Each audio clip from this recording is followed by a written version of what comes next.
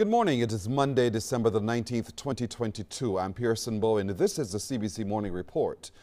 Dental costs are going up in Barbados. That's the word from the president of the Barbados Dental Association, Dr. Vidya Armagan, who says the profession has not raised its prices since COVID, despite having to change equipment. And he says those costs will inevitably have to be passed on to the consumer. The Dental Association president says the high cost of operating is also hampering their efforts to get Barbados into dental tourism. There has to be a pass-through cost with any business. If gloves have gone up and masks have gone up and equipment has gone up and the shipping now has gone up, which it has around the world, the global supply chain disorder is such that for us to replace anything in a dental operatory is that much more expensive. Any business is going to have to pass on that cost. You can only absorb so much of it before you have to, or else you will go under. And any private enterprise has to operate on profit. Because if we don't operate on profit, we can't provide the service we're going to provide. We can't employ the people we're going to employ. And we ourselves would just go out of business. So it doesn't make sense. So the whole thing has to be maintained. And there's another benefit, which is we want to get into dental tourism and medical tourism.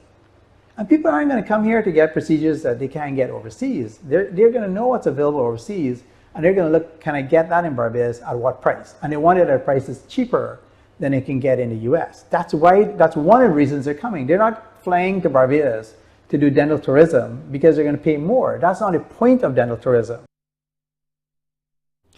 Well, Dr. Armagan was speaking last evening on the public affairs program One on One and suggested any future raise in prices can be avoided if government removes taxes and duties on dental equipment and supplies. Our PM was just at a PAHO meeting. PAHO just said, universal adult health care is what, universal health care is what the aim of, one of the biggest aims of PAHO right now around the world. PM is gone, and PM has been a big proponent of, fighting for healthcare from day one, and I applaud her for that. I need to see some action now, and that's our responsibility. Our responsibility now, I think, is to go to the government and show them where this action can happen. So one of the things we've been a proponent of is elimination of duties and taxes on all dental and medical equipment and supplies. Now, okay, what does that do for you and I? Well, immediately what that does is it brings the cost of running a dental practice and a medical practice down. And there will be a pass-through to that. There has to be. That is just a natural evolution. It may not happen tomorrow. Like, they may drop the duties and stuff today, and you may see the fees stay the same, and you wouldn't see the fees drop. But what you will see is the fees not increasing over time. Now, most of us have not raised fees post-COVID, but we had to spend a lot of money in COVID getting new equipment. That hasn't been passed on yet, but it will be at some point. So the same way that if things drop in cost to us, you may not see the immediate, tomorrow you're not going to see a drop in the fees, I guarantee, because we're also making up for other things, but I will promise you that you won't see an increase in fees going forward. Dr. Armagan issued a caution on hiring the services of entrepreneurs known as dental quacks. He said the police need to clamp down on the services they offer, like teeth whitening and fashion braces. You can see it on Instagram. There are these ads for fashion braces and fillings and cleanings and whitenings. And these are people, unfortunately, that are not registered with the Dental Council, so they have no qualification whatsoever. They are doing something that they should definitely not be doing, because they really are doing something that will harm you. I mean, quite honestly, if we're going to be very blunt about it, they're pure business people that have no concern about your health care, truthfully. I mean, because if they did, just go and get qualified. Like, I'm not going to just come into your restaurant and start cooking and say I'm a chef because I could cook a little cook-up at home or whatever. That's not what a chef is. Is there sterilization between patients? Is the same needle being used? Is the same equipment being wiped down properly and sterilized? Is the right equipment being used? Let's look at braces. Okay, braces are my thing. So there are a lot of issues with these things, and it may look good and it may sound good, and you might say, oh, well, it's cheaper. but it's cheap for a reason. These people are not qualified, they're not trained, and they're just there to make money. They're the proverbial snake oil sellers in the old Western movies. And it's going to cost you a lot more. It's going to cost you a lot more. And again, this is not what we want in our society. Certainly where the quacks are concerned, the Dental Council has been very proactive on it. It is a police matter. The police need to go and deal with this. So it's not the council has already ruled on this. It's a violation because to do anything dental, you have to have a dental license. To take an imprint, to do a filling, to do whitening. These are dental procedures by law, and you can only be a dentist to do it. So anyone doing that that's not a dentist is actually practicing illegally. We, the citizens, need to get these people out of our society before they get rooted. And it's not, because dentists want to make more money. It's not about that. We're fixing this mess after the fact, and it's going to cost you a fortune more. So you're going to spend 10 times more.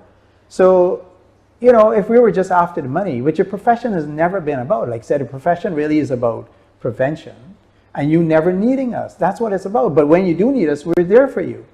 But we're saying to you, like, hey, one other way of prevention is getting rid of these people from our society. We don't need them.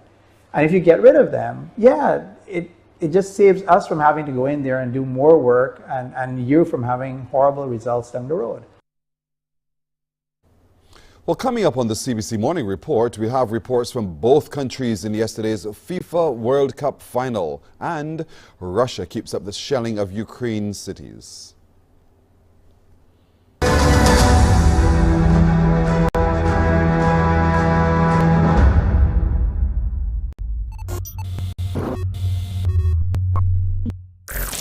Think before you click, John. Think before you click. Don't forget now. Before you spread wrong information, think before you click. Just stop and think. Think before you click. Think before you click. If you can't confirm the source of the information, think before you click. When friends send news to your phone, check the source or leave it alone. Cause people creating fake news to deceive you and confuse. Alright, yo, accident broadcast on WhatsApp. Check yourself, don't forward that. Have respect for the victim's family. You would not share family like that. Think before you click. Agents, think before you click. Don't forget now. Before you spread wrong information, think before you click. Just stop and think. Think before you click. Think before you click. If you can't confirm the source of the information, think before you click.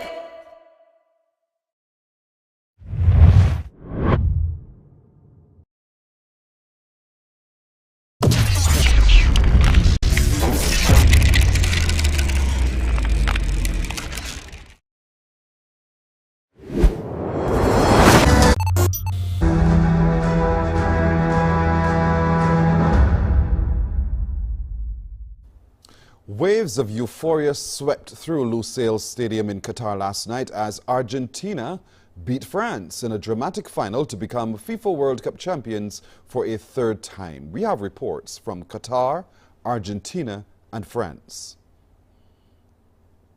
Thousands of fans packed streets to see the winning team parade along Doha's Lusail Boulevard. It's a crowning moment for Argentina's captain Lionel Messi, delivering a third title for his country. Now, hundreds of thousands of Argentinians have taken to the streets of the capital, Buenos Aires, to celebrate their team's victory. These are live pictures that you can see now. It's going to early evening there. Fans have been waiting for this moment since 1986, when Argentina last won the coveted trophy. Teresa Bow is there. We're here in the center of Buenos Aires where hundreds and thousands of people have arrived to celebrate, to sing, to dance, to express themselves, and they're happy that they're feeling that Argentina has won its third World Cup. You see the environment here singing this traditional song that we've seen known as Muchachos, where they talk about Maradona and Lionel Messi, where they talk about the illusion that they have of winning this World Cup, about what this means for Argentina. People are now taking over the bus stops. They have also taken over the traffic lights. You can see the Colón Theater right behind me that has now Argentina's national team traditional shirt, the albiceleste. There's lots of celebrations this evening in Buenos Aires. hundreds of thousands of people just being happy. A country that is in the middle of an economic crisis with very high inflation rates, with exchange rate controls. Well, they're saying that this time there's a chance to celebrate, to be happy mostly, because for once something has gone right. Argentina has won the World Cup. They're happy with Lionel Messi. They're in love with who he has become. A charismatic leader, a charismatic captain that has led Argentina to victory, just like Diego Maradona did back in 1986. Well, for French fans watching the final back home, it was a tense 2.5 hours that ended in heartbreak, as Paul Brennan reports now from Paris. Until France reached the latter stages of this tournament, the French public had been somewhat ambivalent about this World Cup. But reaching the final is special, and across France the excitement and anticipation was intense as the game got underway. The first half saw France rocked on their heels by Argentina's ruthless intensity, and at half-time France was 2-0 down, and the fans were reeling. With barely 10 minutes left, the French fans were sent delirious by 2 quick-fire goals from star striker Kylian Mbappe. The game now level at 2-2. Into the second period of extra time, nail-biting tension again gripped the supporters. Messi put Argentina ahead, but with just 2 minutes left on the clock, Mbappe again sent the supporters into convulsions of joy. This World Cup final had become a genuine classic. But that left penalties, and for the French, it was to be heartbreak. The roller coaster ride was finished. In the shadow of the Arc de Triomphe, victory had slipped away. So the party is over for the French, and here at the Champs-Élysées, where the party would have been held had they won, there is no party at all. These few stragglers over my shoulder now making their way home in a rather miserable France drizzle. It's a disappointment for a team which came into this tournament with such high expectations, but they came up against the magic of Messi. What a Sunday it truly was. Ukraine has restored power to almost 6 million people in the last 24 hours after a barrage of Russian missiles damaged critical energy infrastructure across the country. The southern city has been attacked relentlessly since Ukrainian forces recaptured it in November.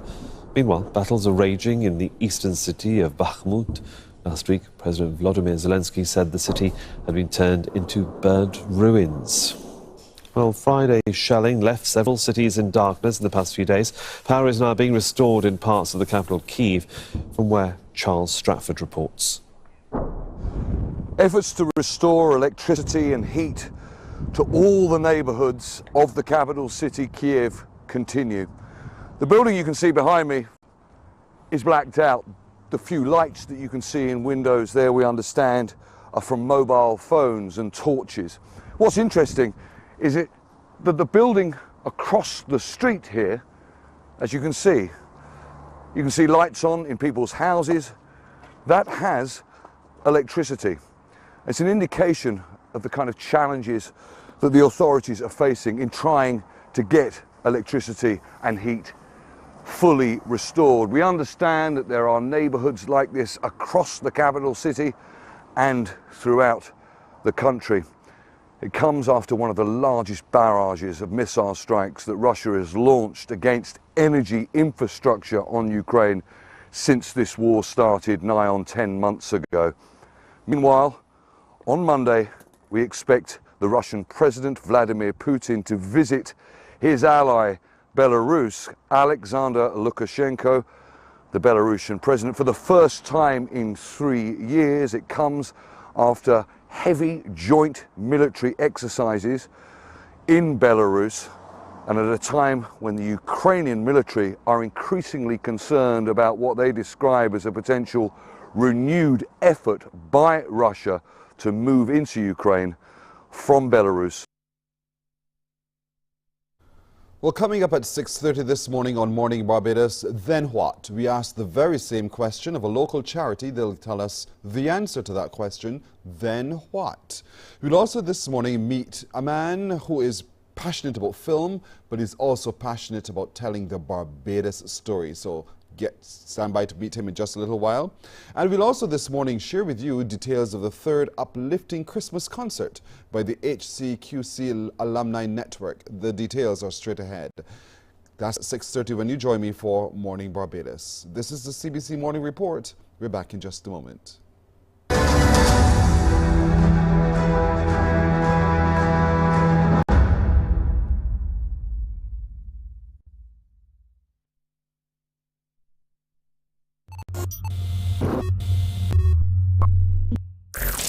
Think before you click, pigeons, think before you click. Don't forget now, before you spread wrong information. Think before you click, just stop and think. Think before you click, BBS. Think before you click. If you can't confirm the source of the information, think before you click. When friends send news to your phone, check the source or leave it alone. Cause people creating fake news to deceive you and confuse. Alright yo, accident broadcast on WhatsApp. Check yourself, don't forward that. Have respect for the victim's family. You would not share family like that. Think before you click, agents, think before you click. Don't forget now, before you spread wrong information. Think before you click, just stop and think. Think before you click, think before you click. If you can't confirm the source of the information, think before you click.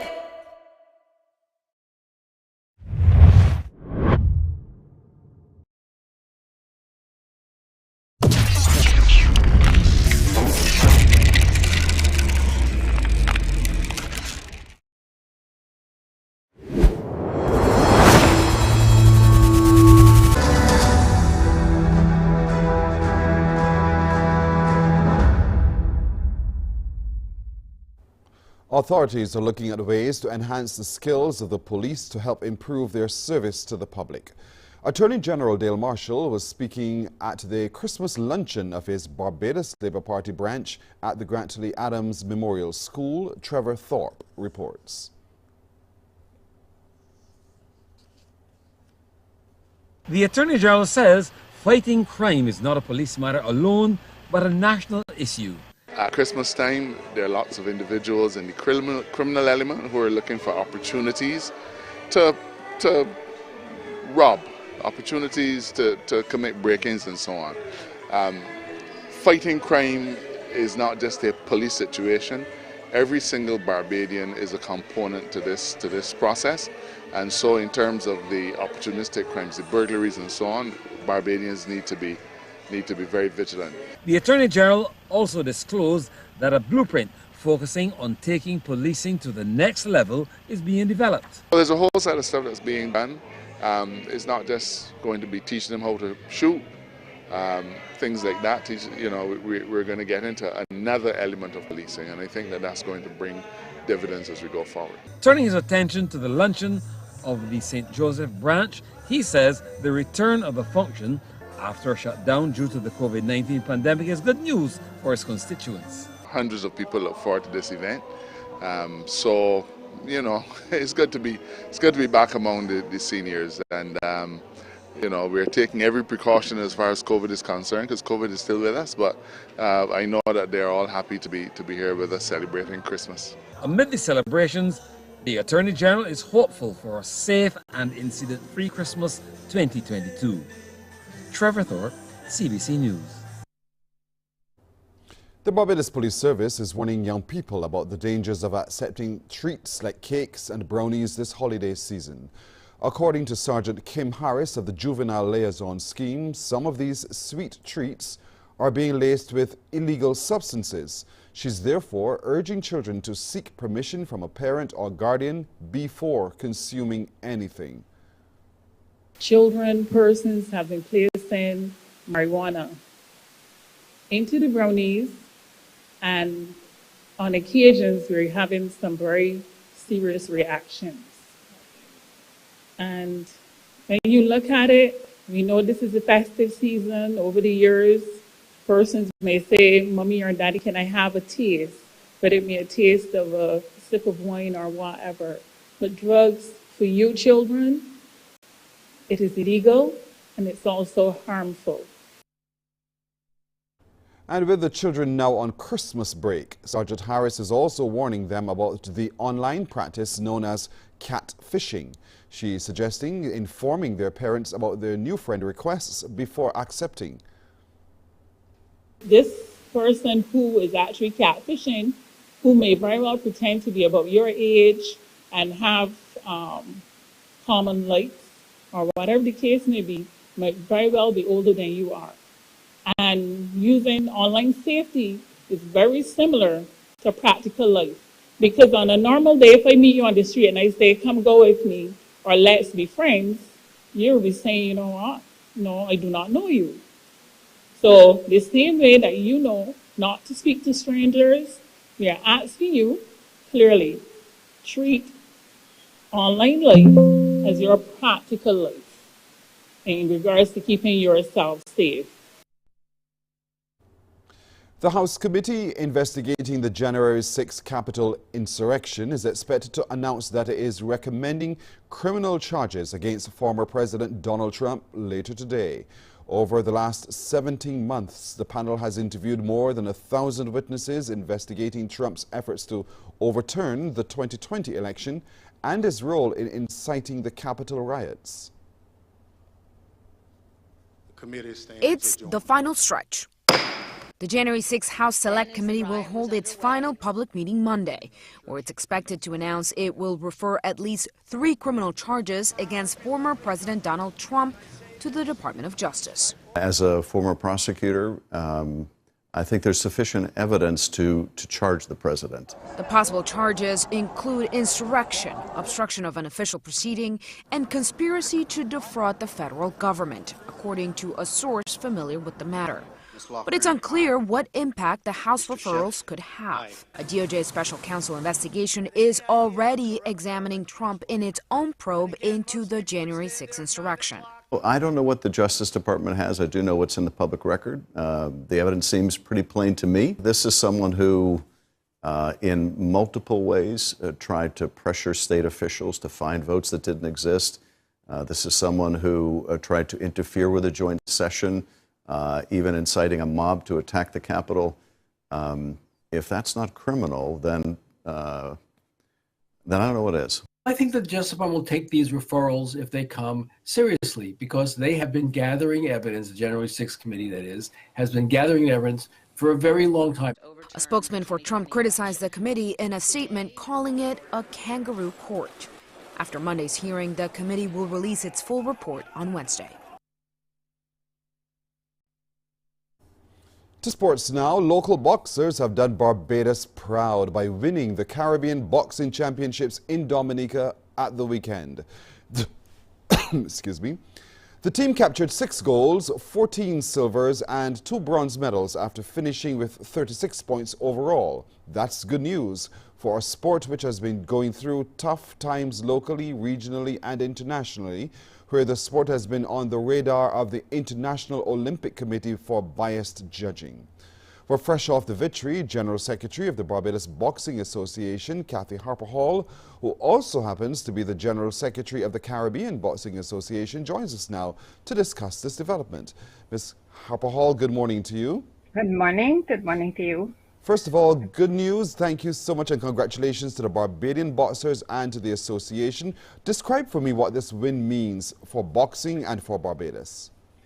It really means a lot to us because our sport has been under tremendous pressure for years, mainly because we do not have suitable training facilities and we just have to make do with whatever we have wherever we can. And the pandemic affected everything because the boxers could not train, they could not spar, even though they could do their fitness work, they could do no sparring. So it really ended up having them to do a lot of extra things at short notice to be able to get to these championships. We took a team of, well, initially we had 24 boxers, but then Jabali Breedy got injured at the last minute, just 3 days before we were supposed to travel, and so we couldn't take Jabali. But we ended up with the 23 boxers. And then just let me correct you, we had a total of 19 medals. There were 9 There were 6 golds, 9 silvers, and 4 bronze, a total of 19. The point system that was used, you got 3 points for every win and 1 point for every loss. So that's how we ended up with 36 points. And Dominica was right behind us with 27. I'm go back to telling you that for us in boxing, this is really, really a fillip to our program, because we have a core now that we can work with, that, you know, our future. We have the ones we have selected. We have among them 5 women, and again, our women boxers are so few. But having taken our 5 women and one of them getting the best elite boxer of the championship was Kimberly Gittens, it still also means something for us for women boxing. Indeed. So generally speaking, this tournament has really done a lot for us for our boxing tournament, and the win is just the icing on the cake. Let's get to the cake then, because with this Olympic Games coming up in 2024 and the change in qualification rules, how does that change augur for our potential at the Olympic Games in 2024? Well, what we have to do, we have to find our way to wherever the qualifying meets are, and as soon as they get off the ground, we just have to hit the ground running and ensure that our boxers are getting there. We have the CAC Games coming up this year and coming up in 2023, and we have to start putting our act together for the CAC Games. So that we are going to be looking at to use as a base for selecting our boxers. For the qualifiers, or wherever they are, we will just have to get there. And then now the call is for financing. How much of that is an issue still for the development of the sport here, finance? It is quite an issue. We depend largely on the Barbados Olympic Association for financial assistance. We get some financial assistance from the National Sports Council, but it is certainly not enough to do what we had to do. For instance, taking this team to Dominica, the overall cost was $66,000 Barbados dollars. We did get some help from the Sports Council. We got our subvention from the National Sports Council, and then we got our competition grant from the Olympic Association. But we had to find funds elsewhere. So we did apply to the Arts and Sports Foundation. We have not heard back from them, and we are still hoping that we will hear from them, because it was a very big bill to cover, and we are hoping that they will still be able to give us some funds. But funding is a problem, and we really don't get a lot of support from corporate Barbados. We do have 1 or 2 companies that assist us, but we do not get a lot of funding. So we have to get out there and see if we can compete with the other associations who are struggling for funding from corporate Barbados. Well, for us, a win is a win. We look forward to the next stage of the winning streak of the Barbados Boxing Association. And we want to thank you so much for joining us this morning, Kathy Harper Hall, General Secretary of the Barbados and Caribbean Boxing Associations. Thank you. Thank you too. You're very welcome. Let's take a look at our forecast conditions now, as recorded earlier at the Met Office of the Grantley Adams International Airport.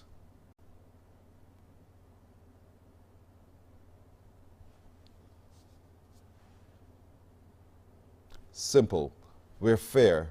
Under fair skies, the winds are coming from the north-northwest at 11 kilometers an hour. If you're heading to the beach today, expect a low tide at 7 this evening, and our next high tide is just after noon at 16 minutes past 12.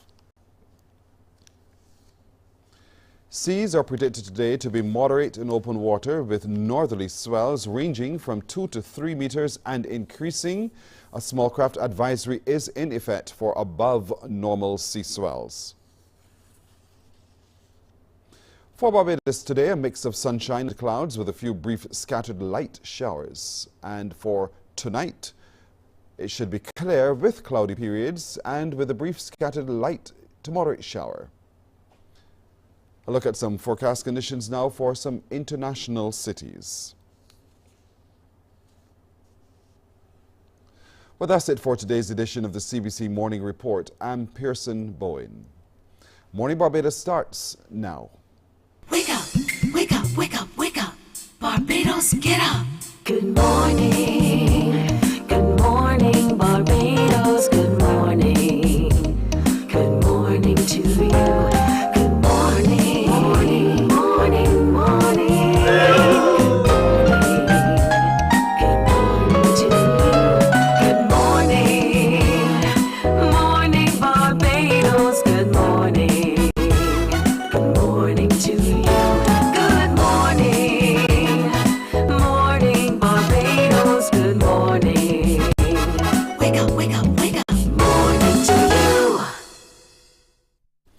I say so too. Actually, I saw the singer of our song, Morning Barbados indeed, Tamara Marshall, at the weekend last. And so to you, Tamara, this morning we say good morning to you as well. Have yourself a fabulous day.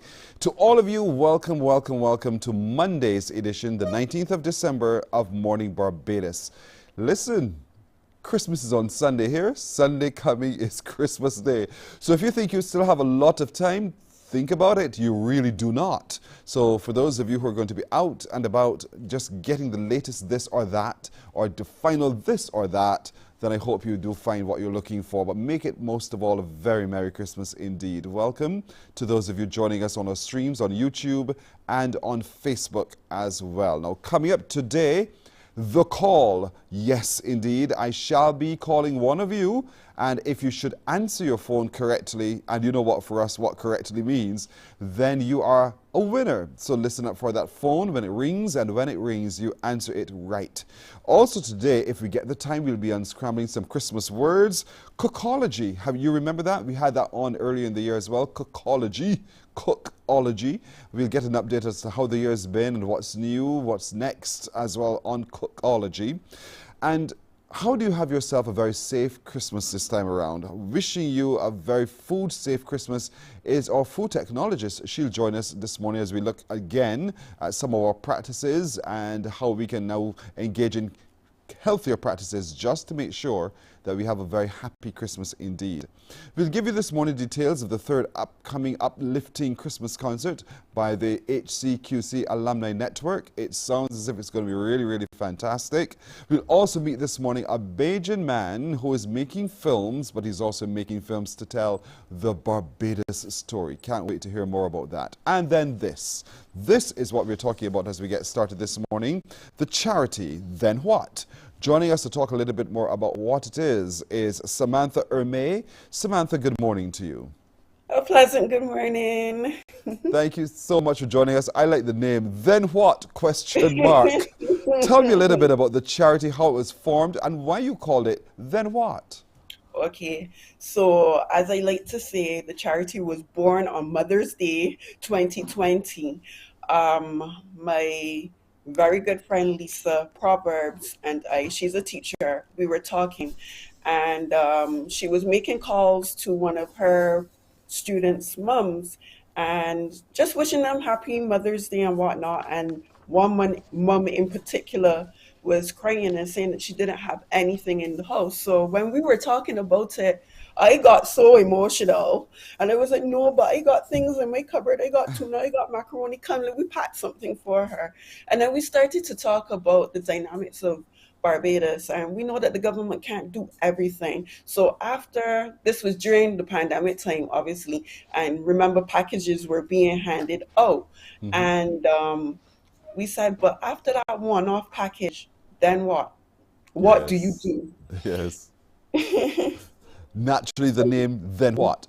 But there's a space and then of... it just stuck with us. Yeah, and then we said, but what if you had the opportunity to get, you know, groceries or help for 3 months at a time, where then you would be able to catch your hand, you would be able to, you know, catch up on your light bill or pay the arrears that you may have on the rent, or do something else without having the worries of paying for groceries. Yeah.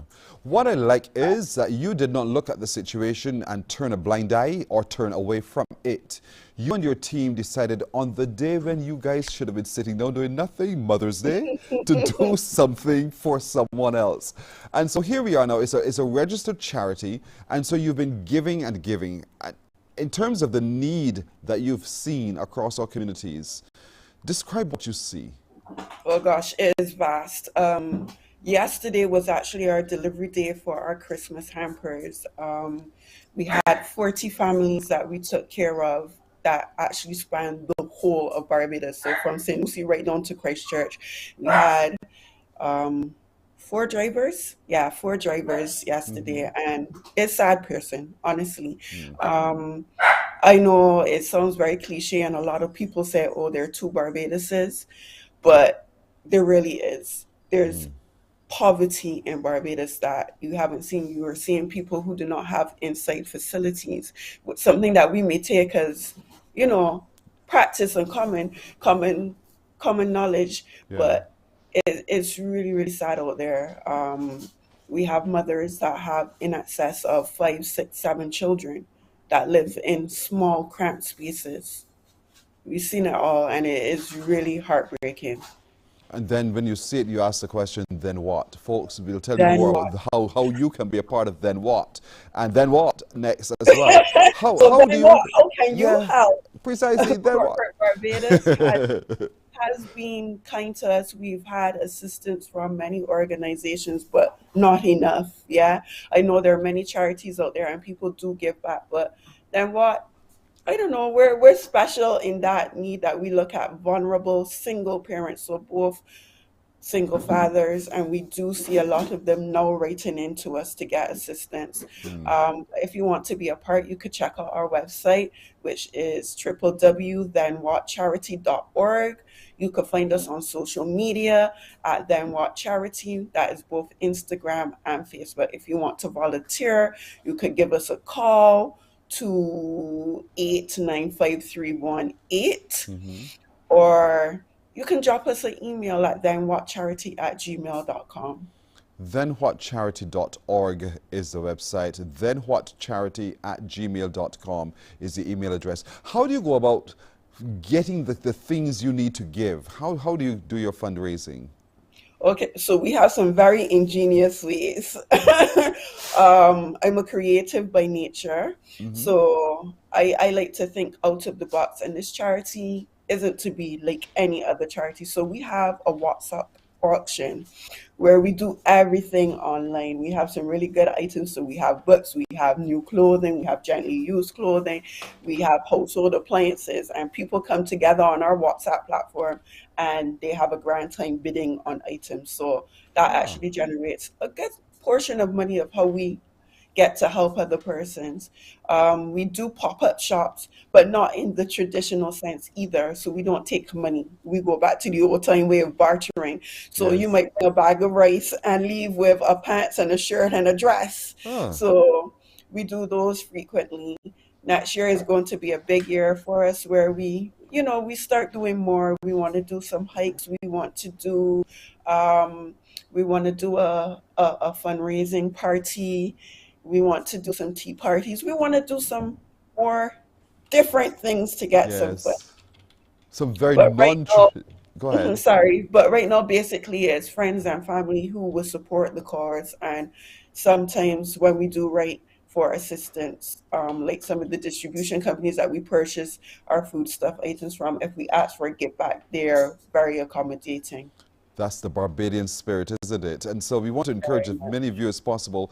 Go to the website, thenwhatcharity.org.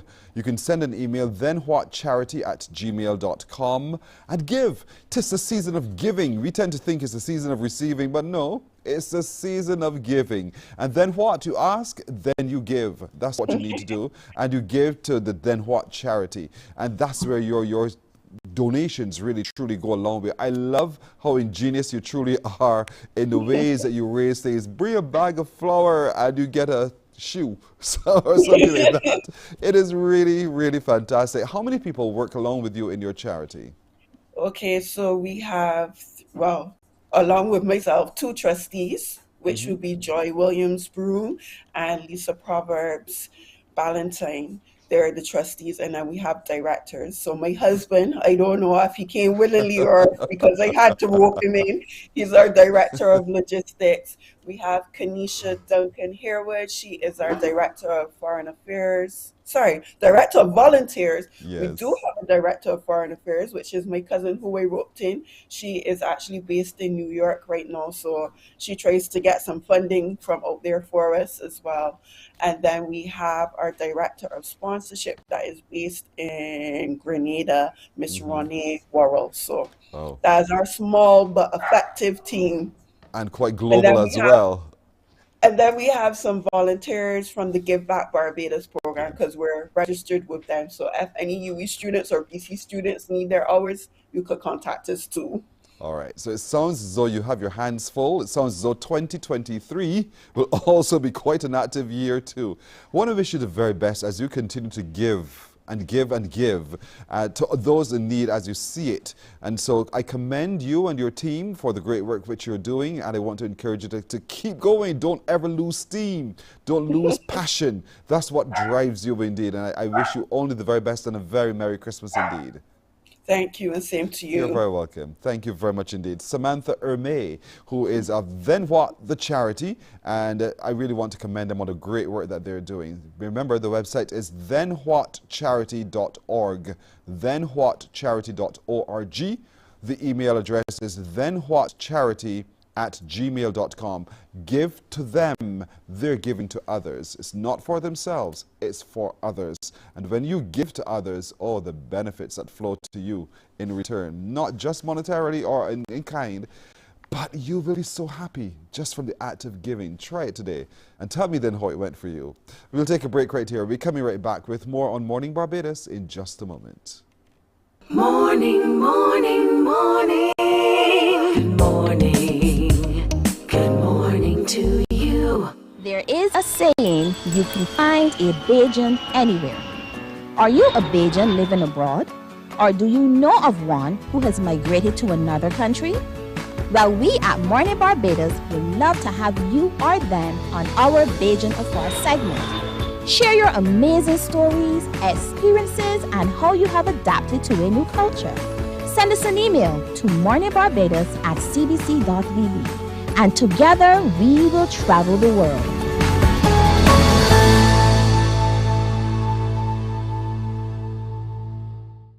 Some ask, what makes Barbados so special? We at Mornin Barbados say it's you, our exceptional youth. You are talented, resilient, and inspirational. You are the epitome of the Barbadian spirit, testing the boundaries of your creativity. If you are an entrepreneur, artist, baker, designer, author, or have done anything you think should be highlighted, email us at morninbarbados@cbc.bb. Let us show the world our exceptional Bajan youth. Books open your heart, your mind, and your soul. They are educational, entertaining, inspiring, and motivating. Are you an author of a recent book you want to share? Then Mornin Barbados would love to feature your book in our The Next Chapter segment. Send us an email to morninbarbados@cbc.bb. That's morning. Morning, morning. Good morning. Good morning to you. 17 minutes now to go to the hour of 7 o'clock. Our next guest is Smith. Not Bond, James Bond. Vonley Smith is his name. He's a filmmaker, but he's very much a Caribbean man. And you'll find out why when we meet him right now. Vonley, good morning to you. Hi, good morning. Good morning. Morning, Barbados. Thank you for having me. You're welcome. Appreciate it here. You're welcome. I looked at how you're packaged. Your mother was born in Trinidad. Your father was born in St. Vincent. Your Barbadian grandfather. You're all of that mixed up into one. How do you describe yourself? Well, honestly, I describe myself as a Caribbean man.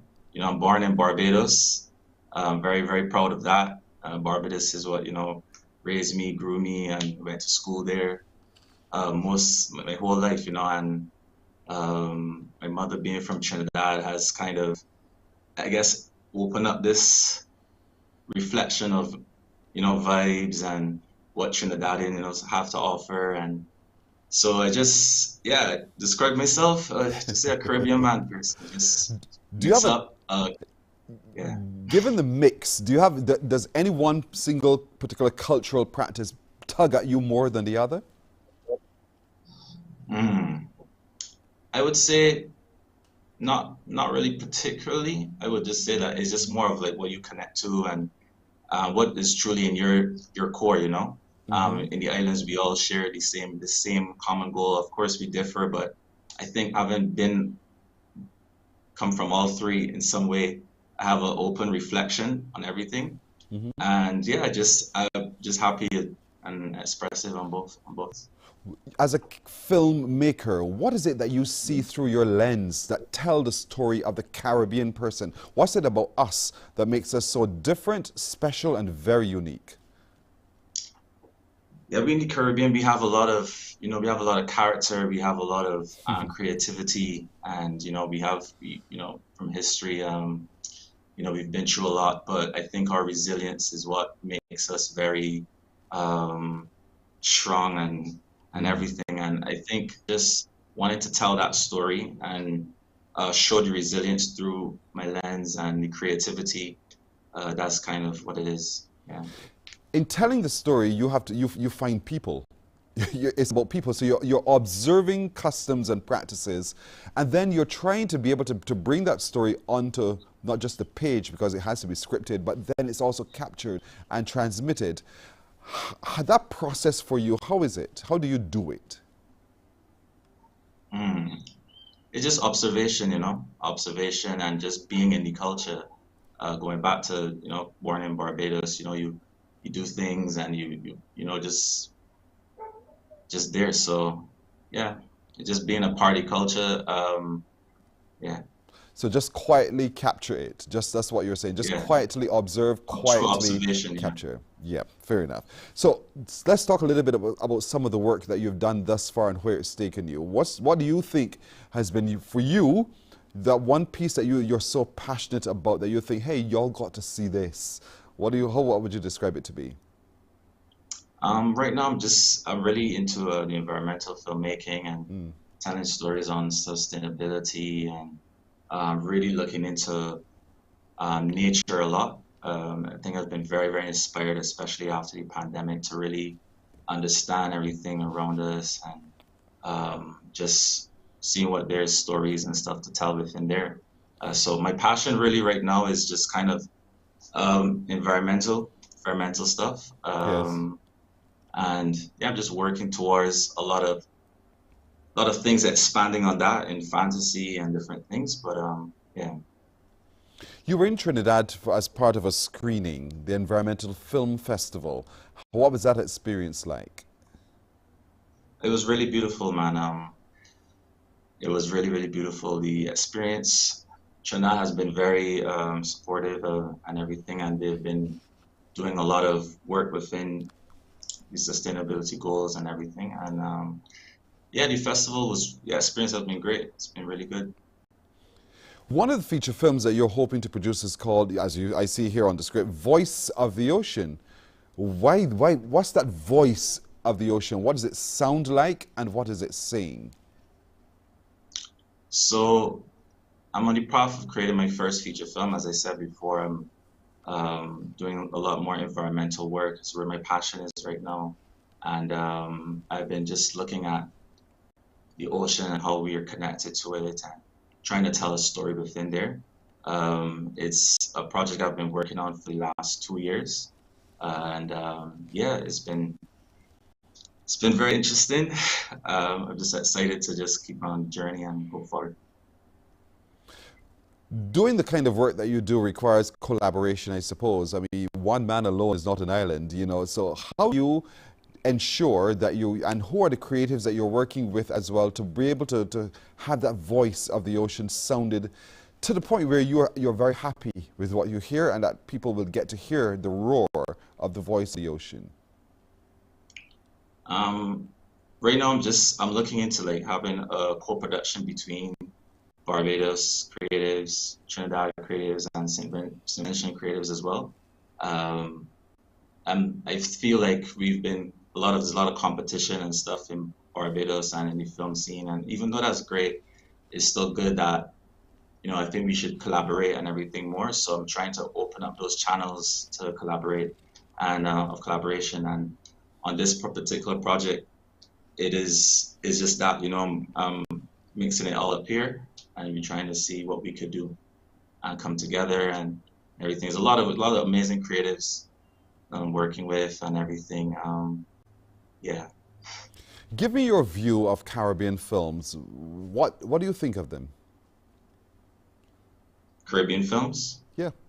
As I said before, we in the Caribbean, we have a very, unique perspective on the world, and Caribbean stories for me reflect who we are, and it's something very, unique to us and everything, and I just love it. I love it. You know, I just love that reflection that we have on the screen and what we're building towards and stuff. So, yeah.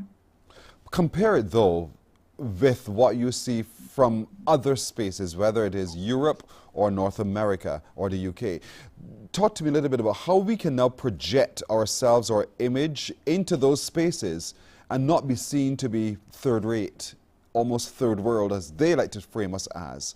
How do we get in there and make sure we have that splash that we know we are? You just have to be ourselves, you know. Just be yourself. And what does that mean? What does that mean, be yourself?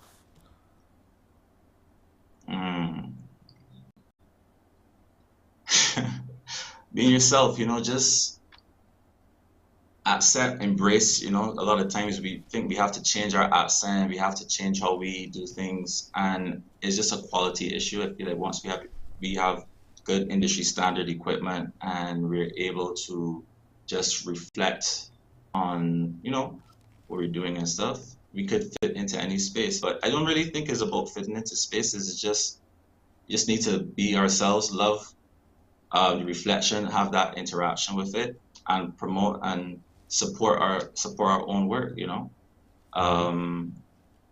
Yeah. Support our own work. We're watching some content from your website, Vonley Smith, and we want to talk a little bit more about what we're watching right now. What is it, this demo reel? And talk to me a little bit about putting it together. So I have a online studios called VWS Studios, which I'm in the process of working and building towards for creatives to join and for us to do creative work and everything together. And the demo reel was just all of the work I've done over the years, because, you know, being a filmmaker, you have to work and do other things. It's just not film, because film is now developing. So those are just like work that I did over the years, from videography to photography, behind the scenes shoots, some short films, some ads that were on TV, and that was just showcasing the style of filmmaking that I have on a couple music videos and weddings as well. So it's really just showing my camera techniques and everything. Yeah. Are you self-taught, or were you formally taught in art of making films? I was formally taught at the University of West Indies, ABCCA, and I've just been practicing a lot and just working, and experience is your greatest teacher. Always. You recently won the overall jury award at the Green Screen Environmental Film Festival, very short films. In Trinidad, what did that win mean to you? Sorry, there's a little noise and stuff in the background. But UN Sustainability Goals, the film festival tried to have us reflect on that as creatives, on those goals of, you know, what they're trying to do. And I went out there and I did a short film called 1%. It really was just reflecting on how, you know, in the pandemic and everything, and then just taking the requirements for the competition and just transitioning and everything. Yeah. So the Voice of the Ocean, is that the project you're working on now, or is there something else in the pipeline? Currently I'm working towards making that happen. The film is in early production, development, sorry. And I'm just trying to build my support and collaboration and partner with some people and creatives to get it done. And so that's kind of what I'm working on right now, and just juggling. Okay. Are the dogs yours? The dogs? No, actually. It's the neighbor's garbage truck was passing, so. They're not yours, fair enough. You did a film called Murphy's Law, and you know Murphy's Law. If it can go wrong, it'll go wrong. Anything that can happen will definitely happen. Talk to me a little bit about that film and why you chose to do a film on Murphy's Law. So that film was a part of the Barbados 40-hour film challenge. It was myself, Jason Russell, and Dippy. So we all came together and we decided to do a film on Murphy's Law. It was very interesting because naturally on film sets you will deal with that same kind of anything that will go wrong type of thing.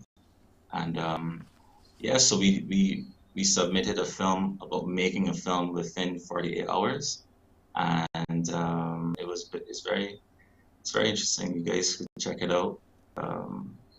Yeah, and it's went on to do really great things as well. All right, it's on the website vonleysmith.com, VONLEY Smith.com. And if you want to send them an email, you can just go to vonleyvws@gmail.com. Into film, photography, creative consulting, and a whole lot more, because he's just a super creative. He's Barbadian indeed, and we want to support you in your future endeavors in creating the kinds of looks and feels about ourselves as you tell our story as well. Voice of the ocean is still to come, and when that happens, we can't wait to get into the movie theaters to see it ourselves as well. Vonley Smith, thank you so much for joining us. Merry Christmas to you and all the best indeed.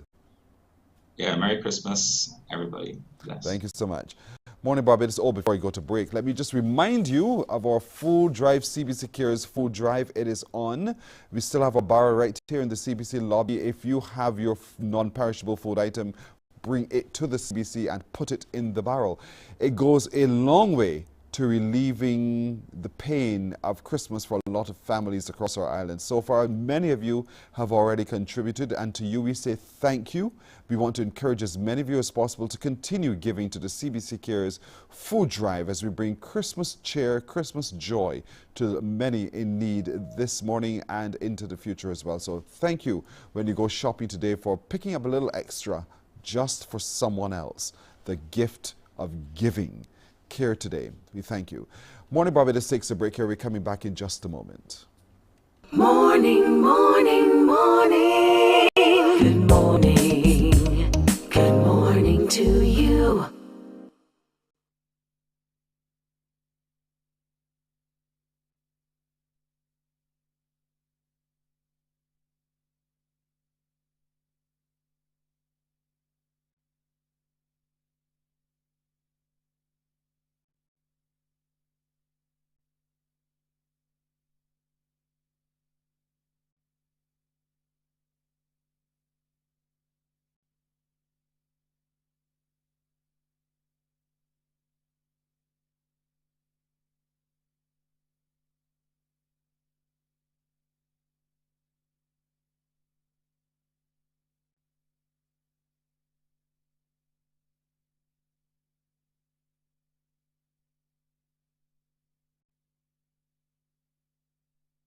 Books open your heart, your mind, and your soul.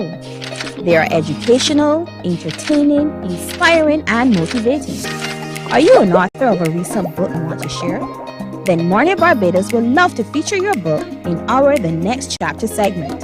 Send us an email to morninbarbados@cbc.bb. That's morning without the G. Come and let us turn those pages together. Enjoy movies, soaps, drama, comedy, inspiration, education, music, and more. You get it all when you get MCTV, because MCTV gives you more. While you go about your business, we... Morning, morning, morning. Good morning. Good morning to you. Let's take a look at the news now. Dental costs are going up in Barbados. That's a promise from the president of the Barbados Dental Association, Dr. Vidya Armagan, who says the profession hasn't raised prices since COVID, despite having to change equipment. And he says those costs will inevitably have to be passed on to the consumer. The Dental Association president says the high cost of operating is also hampering their efforts to get Barbados into dental tourism. There has to be a pass-through cost with any business. If gloves have gone up and masks have gone up and equipment has gone up and shipping now has gone up, which it has around the world, the global supply chain disorder is such that for us to replace anything in a dental operatory is that much more expensive. Any business is going to have to pass on that cost. You can only absorb so much of it before you have to, or else you will go under. And any private enterprise has to operate on profit. Because if we don't operate on profit, we can't provide the service we're going to provide, we can't employ the people we're going to employ, and we ourselves would just go out of business. So it doesn't make sense. So the whole thing has to be maintained. And there's another benefit, which is we want to get into dental tourism and medical tourism. And people aren't going to come here to get procedures that they can't get overseas. They're going to know what's available overseas, and they're going to look, can I get that in Barbados at what price? And they want it at a price that's cheaper than they can get in the US. That's one of the reasons they're coming. They're not flying to Barbados to do dental tourism because they're going to pay more. That's not the point of dental tourism. We were speaking last evening on the TV8 program One on One. Dr. Armagan suggested any future raise in prices can be avoided if government removes duties and taxes on dental equipment and supplies. Our PM was just at a PAHO meeting. PAHO just said, universal adult healthcare is what, universal healthcare is what the aim of, one of the biggest aims of PAHO right now around the world. PM is gone, and PM has been a big proponent of, fighting for healthcare from day one, and I applaud her for that. I need to see some action now, and that's our responsibility. Our responsibility now, I think, is to go to the government and show them where this action can happen.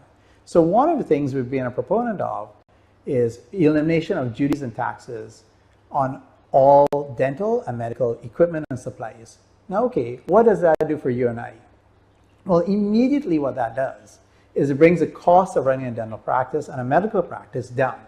And there will be a pass-through to that. There has to be. That is just a natural evolution. It may not happen tomorrow. Like, they may drop the duties and stuff today, and you might see the fees stay the same, and you wouldn't see the fees drop. But what you will see is the fees not increasing over time. Now, most of us have not raised fees post-COVID, but we had to spend a lot of money in COVID getting new equipment. That hasn't been passed on yet, but it will be at some point. So the same way that if things drop in cost to us, you may not see the immediate, tomorrow you're not going to see a drop in the fees, I guarantee, because we're also making up for other things, but I will promise you that you won't see an increase in fees going forward. Authorities are looking at ways to enhance the skills of the police to help improve their service to the public. Attorney General Dale Marshall was speaking at the Christmas luncheon of his Barbados Labour Party branch at the Grantley Adams Memorial School. Trevor Thorpe reports. The Attorney General says fighting crime is not a police matter alone, but a national issue. At Christmas time, there are lots of individuals in the criminal element who are looking for opportunities to rob, opportunities to commit break-ins and so on. Fighting crime is not just a police situation. Every single Barbadian is a component to this process, and so in terms of the opportunistic crimes, the burglaries and so on, Barbadians need to be very vigilant. The Attorney General also disclosed that a blueprint focusing on taking policing to the next level is being developed. Well, there's a whole set of stuff that's being done. It's not just going to be teaching them how to shoot, things like that. We're going to get into another element of policing, and I think that that's going to bring dividends as we go forward. Turning his attention to the luncheon of the St. Joseph branch, he says the return of the function after a shutdown due to the COVID-19 pandemic is good news for his constituents. Hundreds of people look forward to this event, so it's good to be back among the seniors, and we're taking every precaution as far as COVID is concerned, because COVID is still with us, but I know that they're all happy to be here with us celebrating Christmas. Amid the celebrations, the Attorney General is hopeful for a safe and incident-free Christmas 2022. Trevor Thorpe, CBC News. The Barbados Police Service is warning young people about the dangers of accepting treats like cakes and brownies this holiday season. According to Sergeant Kim Harris of the Juvenile Liaison Scheme, some of these sweet treats are being laced with illegal substances. She's therefore urging children to seek permission from a parent or guardian before consuming anything. Persons have been placing marijuana into the brownies, and on occasions we're having some very serious reactions. And when you look at it, we know this is a festive season. Over the years, persons may say, "Mommy or Daddy, can I have a taste?" But it may be a taste of a sip of wine or whatever. But drugs for you children, it is illegal and it's also harmful. The children are on Christmas break, and Sergeant Harris is also warning them about the online practice known as catfishing. She suggests informing their parents about new friend requests before accepting. This person who is actually catfishing, who may very well pretend to be about your age and have common likes or whatever the case may be, might very well be older than you are. And using online safety is very similar to practical life. Because on a normal day, if I meet you on the street and I say, come go with me, or let's be friends, you'll be saying, you know what? No, I do not know you. So the same way that you know not to speak to strangers, we are asking you clearly, treat online life as your practical life in regards to keeping yourself safe. Well, that's our news until now. Right here on TV8, we'll have more news coming up at 12 noon in the CBC News Day. Morning Barbados continues in just a moment. Morning, morning, morning. Good morning. Good morning to you. While you go about your business, we go about our business, and that is gathering the news. Stay up to date at CBC News Barbados on Facebook, Instagram and Twitter. Get news update on radio throughout the day. And join us for the CBC News Night at 7 every night. CBC News team is on the job and bringing you the news. Because you love English Premier League, MCTV has got it back. Now you can watch all the games of the English Premier League plus UEFA and NFL on MCTV. Current customers can upgrade to Matchback Extra at just $23. Call MCTV today at 228-6288 to upgrade or come in and sign up for a new service. Football fans, let MCTV get you back in the game.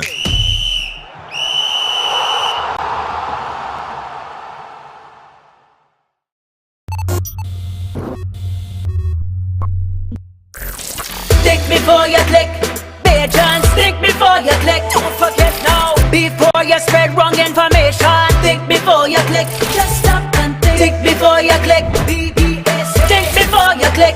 If you can't confirm the source of the information, think before you click. When friends send news to your phone, check the source or leave it alone. Cause people creating fake. Morning, morning, morning. Good morning. Good morning to you. It's now 8.5 minutes after 7 o'clock this Monday morning, in the last few days before Christmas Day. Yes, think about it. It's the 19th of December. Christmas is the 25th of December.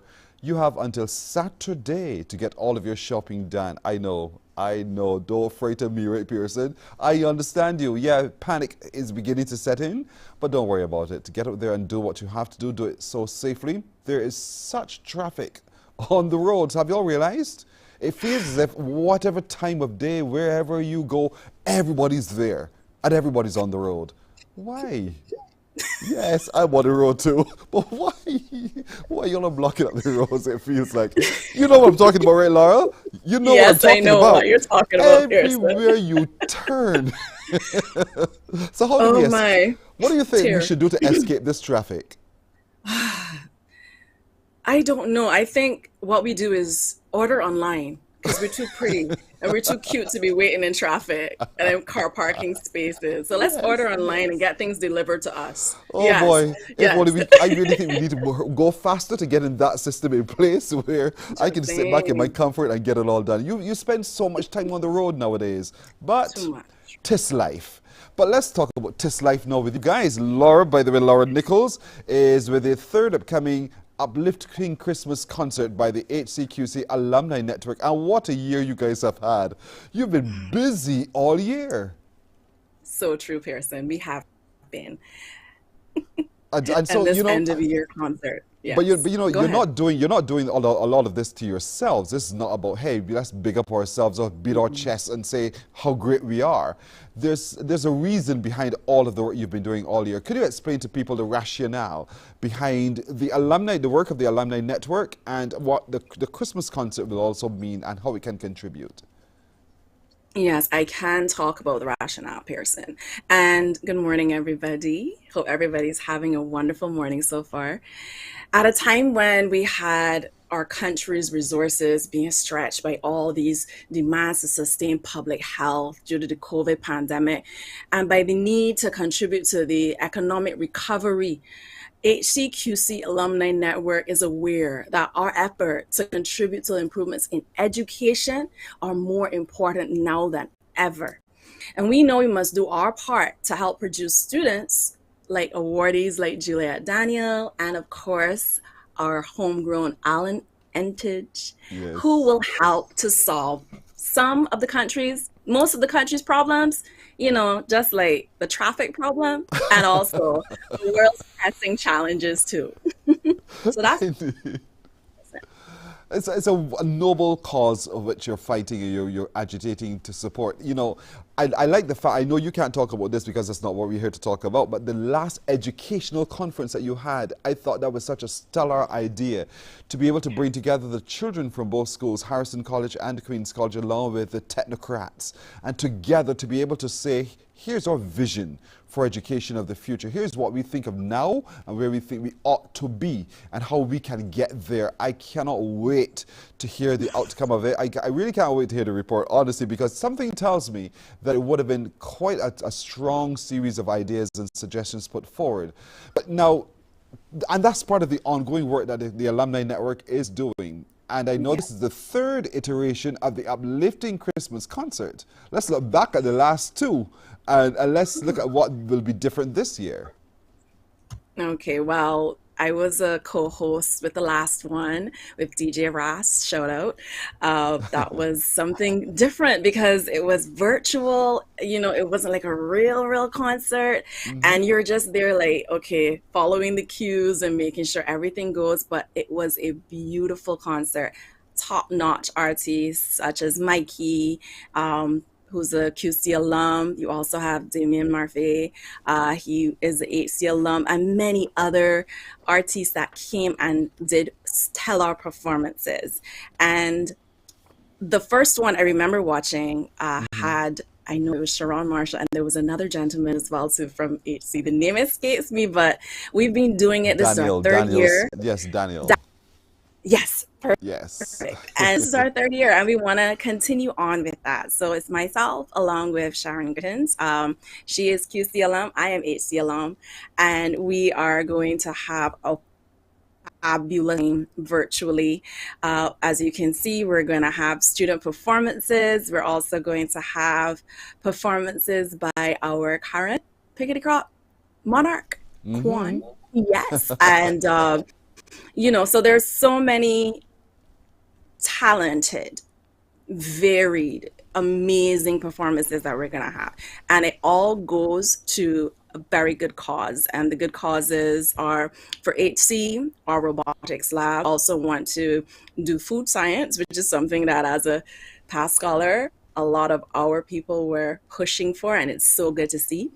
In terms of Queen's College, they're upgrading of their science labs and in the sports facility as well too. They also want to strengthen security at the school, which is something that is one of those things we were speaking about before. Yes. We want to keep our children safe, and of course upgrading the QC hall to strengthen our performing arts program. There's a lot of work to be done still, and so this is where our support of the upcoming Uplifting Christmas concert really adds. So for those, it was done virtually. How is it going to be done this year? In person or also virtually, or a hybrid of it? It's also virtual. I mean, we do have some live things in there, but for the most part, it is virtual. So it is reminiscent of what we did last year and the year before that. So we're keeping in that vein so that everyone can have a chance to be there, because sometimes in person you don't get the opportunity. So we're streaming live on YouTube, and that's going to be able to speak to all the different chapters of HCQC Alumni Network, including the Old Harazonian Society, big ups, Queens College Association, big ups again, and of course the HCQC Alumni Associations in both Toronto and in the US of A. Now, for those of you who are sitting watching and say, but I didn't go to school there, I want to come too, I want to see it too. And let's talk a little bit about how everyone, everywhere can join in the concert. How do I get a ticket, so to speak? How do I get my entry in online? Well, online we have, when you had put the poster on, you can see the link there online that you can click on, as you can see, https, you have the rest of it there, HCQC Xmas. And once you click on that, you can go through and you'll be onto our YouTube page as well too, so you can get to it with that way. In terms of contributions, because at the end of the day, it's all about raising funds. It's all about getting to our mark. And this year, our mark is 20,000. And we want to be able to get to that point so that we can do those good things, which I spoke about previously. There are ways of WhatsApping. You can call in. And you remember how those telethons used to go? It's something reminiscent that, so you call in and you just say, I want to pledge X amount of money. And what happens is that the more you pledge, the more likely you will get to win our diverse amount of prizes that we have for those people who have contributed. So not only do you, get a reward, in sight, but you also get a tangible reward of the different prizes that we have. Now, I see here that donations automatically make you eligible for a draw. And, you're actually going to get a chance when you make your donations to win a 3-day, 2-night stay at a hotel right here in beautiful. I don't want to spoil your surprise. You tell me about it. But of course, that's just one of them, that everybody loves a staycation, especially at this time when everybody is hustling and bustling. So that staycation would be the best downtime. And you also have a tour for 2, courtesy of the BTMI as well. And there's so many other exciting prices that are sponsored, that our sponsors have provided, such as BTMI, as I said before, OSI Computers, Begone Best Cast at Miami Beach, our black cakes, because this is a season for your black cakes. Yes, for black cakes. So we don't only have black cakes in Barbados, we also have black cakes in the United States and in Canada, in case you're there and you go get your black cake and get that piece of Barbados with you. So in terms of Barbados, we have Pam Rudder providing the black cake. Then there's the Black Cake Company in the United States. And then finally in Toronto, Canada, there's Grant Morris Black Cake. And so it's going to be quite... with all of that said, so that we make sure no one misses it, when is it and what time is it? Okay, so the concert takes place on Thursday, the 22nd of December of this year, of course. So that's a few more days from now, right? Like about 4 days from now? Yes, and it starts at 7:30 p.m. and it ends at 9:30 p.m. So it's going to be very well produced and it runs to order beautifully. We've just been going through our running order, our dress rehearsals and everything. So we are ready and everything moves smoothly and according to plan. And big shout out to our producers, Fix Photography and Slash Sounds. It's really going to be quite an uplifting concert indeed, folks. So don't miss it. It's on the YouTube page, but you need to go and reserve your spot fast indeed. And we're going to put the poster up so that you get to see where to go. We'll also share it on our social media platform. Oh, can we also find this information on your socials? Yes, you can. You can go to our website. It's right there, www.hcqcalumninetwork.org. And you can also donate there as well. You don't have to wait at the time of the concert. You can donate prior to it. You can even donate after it when you've seen everything and you're like, that's a great cause. Okay, I'm just Yes. going to donate. So you can go to that point right there. We're also on Instagram. Yes, so that's all of the ways that you can find us. Indeed so. Laura Nichols, a HC girl. That's all right. Have a wonderful day. All the best. And All good the luck. best to you too, Pearson. Thank you so much indeed. Happy Thank holidays. you. Likewise, likewise indeed. The HCQC Alumni Network are providing you with another opportunity just before Christmas to have that uplifting Christmas concert. It's their 3rd edition, and you can just click on those links that we shared with you on our socials, and you get right through to enjoy yourself on Thursday. Quite a concert indeed. Quan, the artist, the reigning Calypso monarch in Barbados, a past student of Queen's College, he will be performing along with a whole stellar cast of stellar entertainers indeed. Where will you be on Thursday evening from 7:30 for a couple of hours? Before your devices on YouTube, watching the uplifting Christmas concert by the HCQC Alumni Network. Good luck to all involved. We're going to take a break right here. We're coming back in just a moment. Morning, morning, morning. Good morning. Good morning to you.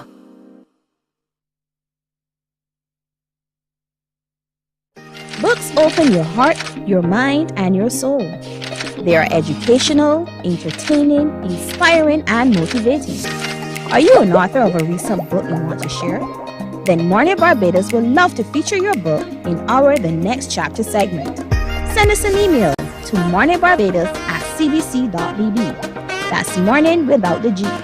Come and let us turn those pages together. Enjoy movies, soaps, drama, comedy, inspiration, education, music, and more. You get it all when you get MCTV, because MCTV gives you more. While you go about your business, we go about our business, and that is gathering the news. Stay up to date at CBC News Barbados on Facebook, Instagram, and Twitter. Get news update on radio throughout the day. Morning, morning. Good morning. Good morning to you. 22 minutes now after 7 o'clock, all of us are looking for a food-safe Christmas. Oftentimes, the large gatherings occur, and oftentimes, not oftentimes, but sometimes some drop their guard. So how can we ensure we have a food-safe Christmas? Our food technologist, Carolyn Pilgrim joins us now. Carolyn, morning to you. Good morning. How are you? And well, happy holidays, girl. Yes, happy holidays to you too. Thank you. Now, you know me, I eavesdrop as well. So I'm told you're just days away from a big milestone, a birthday. Yes, Christmas Eve day. You serious? That's my birthday. Yep. Congratulations in advance. Thank you. There you go. So what's the occasion? What shall we be doing? Note the word we. I'm not sure. Probably lunch, probably dinner. You know, most people are pretty busy on Christmas Eve. So, you know, I'm really grateful if people can, you know, take time to spend a little time with me. I'm really grateful. Oh, good. So it's all set up. My production crew will contact your production crew and we will see what we will do together indeed. Done. But Done. happy birthday in advance if I don't get a chance to tell you in so advance. much. So you're Thank very you welcome. so much. And thank you for spending time with us through the year as well, to share with us from your experience and your expertise as a food technologist. And so that's where we're going to start today. We want to look at how we make a food-safe Christmas. Christmas really food-safe. Why do you think it's important for us to pay attention to that as a subject? Yeah, I mean, food safety is important all around. No one wants, you like to enjoy food, but you don't want to enjoy a meal and then a couple hours later you're sick, you know? So you really need to pay attention to that. It's not fun. Most people have had gastro at some point in their life and it's not fun. You know, but a lot of us will get over it in a couple of days. But some people actually have to be hospitalized and some people actually die. So you really want to ensure that you are consuming safe food. And especially this time of year, because it's when a lot of people are getting together, they're having family gatherings, you know, they're having all kinds of things. There's a lot of food being cooked and we want to make sure it's cooked safely. So you enjoy your Christmas food and then you don't get the belly after. Stop it. Now listen, you said to me that there are 5 keys to safer food. And I know we talked about preparation and a number. So let's walk through one by one those keys. Okay, so I mean, it's getting repetitive at this point. I hope that people that have been watching these segments, they remember them. It should become, I want it to become like second nature. So the first one is to keep clean. You're making sure you're washing your hands. You're washing down the surfaces. The utensils you're using are clean. The cutting boards, everything, they're clean. You're washing your hands when you deal with raw things, before you deal with cooked things. Just keep clean and clean as you go. Don't leave a whole, stack of dishes in the sink till you're done. As you use something, wash it, wash it, wash it. While you go. The second one is you want to separate raw and cooked. You don't want to have your cooked foods, right? The cooking will destroy most of the pathogens that we're worried about. But you don't want to have your cooked food then being contaminated with something raw. So you don't want to have your cooked ham getting contaminated with your raw turkey. Shouldn't happen. You want to keep your cooked foods away from your raw foods, and you want to when you prepare your turkey. We'll talk about turkey maybe a little later, but you want to make sure when you lime salt and wash it and clean it, lime salt it and season it, that you clean and disinfect everything before you move on to something else. The third one, cook thoroughly. Cook thoroughly. We do not want to torment any person for Christmas or in general. The safe temperature, the guideline is 70 degrees. Some things can be cooked safely a little less, like fish can be cooked safely about 62.8, but most things will be above, especially things like turkey and those roasts that you do. You also want to make sure after they're cooked that you keep them at safe temperatures. You want to avoid the range of 5 to 60 degrees. You want to keep them above 63. You want to keep them below 5. Those are the safe temperatures, right? You don't want to keep it between 5 and 60. And of course, you want to use safe raw materials and water. So you want to use the very best quality meats and fruits and vegetables and all the things you're using, the very best quality ones going in. You said ham earlier, right?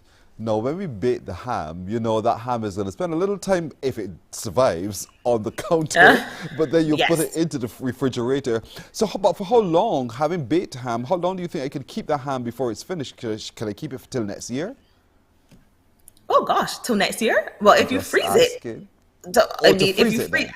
If you want to have it till next year, you'll have to freeze it after you cook it. And I mean, it can last in the freezer, but the quality of it will degrade. I mean, when you thaw it, it's not going to be as nice, juicy. As when you first had it. But the guideline is you really don't want to keep cooked food, certainly at room temperature, over 2 hours. And I know that that's really hard and it's not very practical, especially in a circumstance when you're at home. The ham is baked, it comes out of the oven as soon as it cools just a little, people start diving in, and it's probably going to sit there for a while until there's lunch. But the guideline is you want to not have it at room temperature for more than 2 hours. That's the guideline. But you know what we tend to do too? We have a picnic, for instance. So you cook early in the morning, and you pack it away in something, not necessarily altered to preserve it at the heat or the temperature that you'd want. And you go off to a location and you just set it there and you spend the whole day. And that food is just there, hours and hours on end. Is that a safe practice? No, it's not really a safe practice at all. And I get pushback from this and about cake. Telling people about cake and cake batter, not eating raw cake batter. Come into that, don't worry. Come into that. Don't spoil my Christmas. Come into that, but go ahead. Tell me about the picnic food. Yes, it's not ideal. And that's why I said those are the guidelines, and you try to. I know it's not always so practical. It's just about management. It's about managing the situation. So you want to try to keep, if you go to a picnic, you should really be having some method of keeping those things still hot, like the ham and stuff still hot. It's easier to do it with the salads. You could just put them in a cooler with some bit of ice pack or with some ice. It's a bit harder unless you have, some kind of equipment that can keep that food hot. But that's really what's the ideal, because in between 5 and 60, organisms can multiply exponentially, and even the ones that may have been killed during cooking, there are some that won't be, and they can produce toxins in the food. So that's why we kind of advise against it. We do. Ooh. Just the thought of it alone. All right, you see this cake thing you're talking about, the batter? Carolyn, are you saying to me? You see somebody's look at the screen, look at the screen. Leave my cake batter.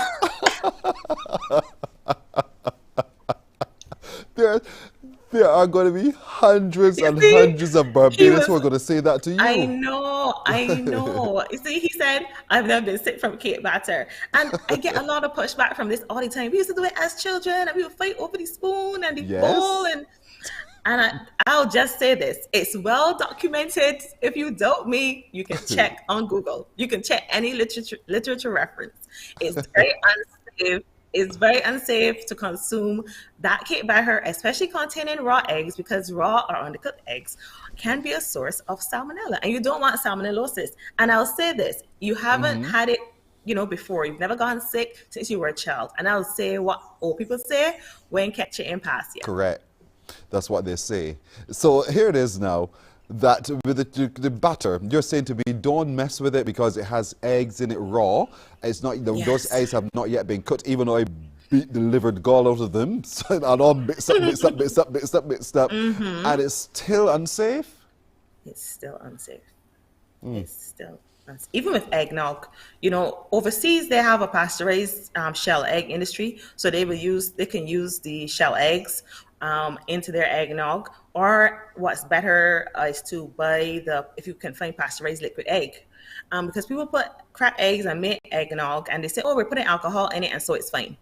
But literature will tell you alcohol, it can inhibit the growth, but you cannot necessarily rely on it to kill the salmonella. So they'll say actually, mix that egg base at about 160 degrees to kill the salmonella first. Right, not to cook, completely cook it because you want to use it in a liquid, but to at 160 and then add in your other things. Don't just rely on the alcohol, because salmonella in eggs is a real concern. It's documented. I mean, well documented. Salmonella enteritidis is a common human pathogen from raw and undercooked eggs. So I'm just saying, we shouldn't do it. You're right. You are right. It's just a custom to which we've grown such a so custom, accustomed, And it really doesn't bother me, even from, as a food safety person, I know it's not good, but it doesn't bother me to not do it because, as I told you before, I don't eat eggs.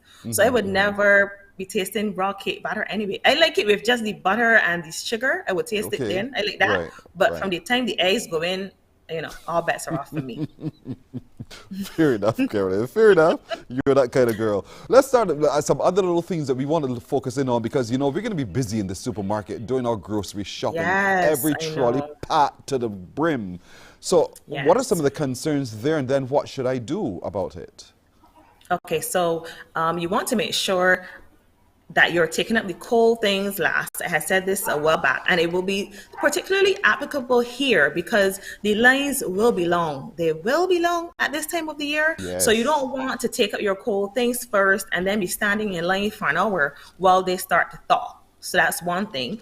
As I said, you want to make sure you're using the best raw materials. So you want to choose the best quality meats and so on. So we done the segment on grocery shopping, and it has spoken about, using your sense of sight, your touch and your smell to make sure you're taking up the freshest meat. The colors, the pork should be, pinkish red, and the beef should be, a bright red, and the fish and stuff should, they shouldn't have dry edges. The shrimp and stuff, they should be nice and translucent and all those kinds of things. Make sure they don't smell off or anything. You also want to make sure you walk with a cooler or an insulated bag to put your stuff, your cold things in, because you may be leaving one supermarket, going to another, or doing other things. You want to keep them at safe temperature, put them into the insulated bag. You also want to make sure when they're being packed at the checkout that you ask them to put your raw meats and stuff in a separate bag, not with your cheese and your bread. Right. You want to make sure you're not also putting those things in the trolley, your raw meats at the top, dripping down onto your bread or your cheese. Avoid dented cans, your fruit and vegetable. Take the best quality ones. Avoid the ones with bruises. You don't want that. So all of these things, just remember, when you're grocery shopping, just still keep your mind on and think about food safety. Good. That's when I go into an establishment with a deep freeze. But what if I went to the butcher? The butcher now, and I'm getting my fresh cuts. How do I treat those meats and cuts? Well, definitely you should then be walking with some kind of insulation. A cooler if you have one, or like an insulated bag, because you want to really keep that meat cool. You do not want that meat reaching room temperature. I mean, it's probably, he's going to have it cold. You don't want it reaching room temperature for all those long periods. The bacteria will naturally be there on raw meat. They're there. You can't get rid of them. They're there. So you don't want them to be playing to undesirable numbers. So really try to keep it cool. As soon as you get it, put it into your cooler or put it into your insulated bag. When I get home? And when you get home, if you're going to clean it, lemon salt it, season it, do all of that, and get it into your freezer. What if I put it straight into the freezer?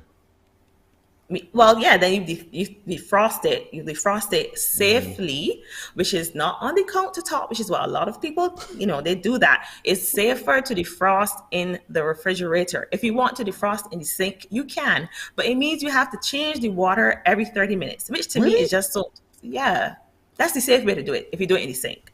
And to me, that's a lot more cumbersome, isn't it? It's easier to just put it into the bottom of the fridge and let it defrost. So for like a turkey will take a couple days. A frozen turkey will take, a 16-pound turkey can take up to like 4 days in the fridge. That size turkey take a whole fridge. Turkey is such a big bird. It's huge, yes. But a lot of microwave appliances also come with a feature for defrosting. What do you say there?